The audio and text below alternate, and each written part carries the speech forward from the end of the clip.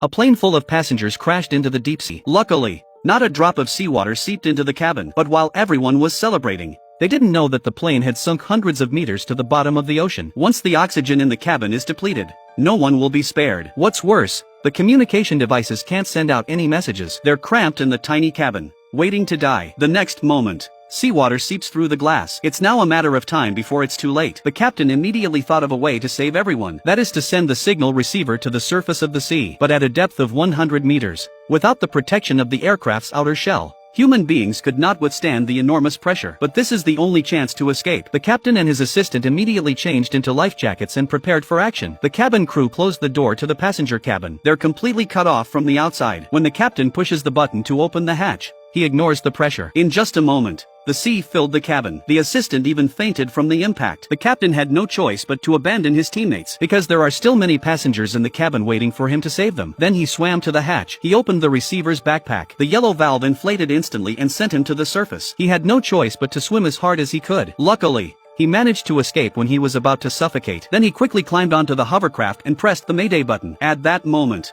a warship not far away accidentally received this unfamiliar distress signal, so they immediately sent a rescue team to the rescue boat. Soon after, the exhausted man was rescued. Knowing that a whole plane full of people are still struggling at the bottom of the sea, the captain immediately dispatched the entire ship to search for them. After much effort, the rescue team finally found the crashed plane. But the scene in front of them made everyone gasp in disbelief. They couldn't believe that people were still alive in the depths of the sea. But before the surprise was over, the rescue team felt a pressure, because once they break the shell of the plane, the seawater will surely flood into the cabin. No one inside will be spared, although the rescue is much more difficult. But after some deliberation, a bold solution was quickly identified. That is to use the buoyancy of the water to make the whole plane float to the surface. The rescue team then passed a sling through the bottom of the plane and attached a huge balloon to one end, and then they attached an inflatable tube to it. When everything is ready, everyone starts to move away from the plane so as not to be accidentally injured while surfacing. Then, at the captain's command, the rescue team immediately started the inflatable pump. With a large amount of gas pouring in from the pipe, a dozen balloons tied to the fuselage eventually floated slowly under the effect of buoyancy. But the vibration from the fuselage instantly crushed the hatch apart. The sea water poured into the cabin. Passengers had nowhere to go but to watch themselves being submerged. If the plane doesn't surface in 2 minutes, I'm afraid everyone will be suffocated. The captain knew how risky this operation was and had to increase the pressure of the inflation pumps to get the plane out of danger as fast as possible. Luckily,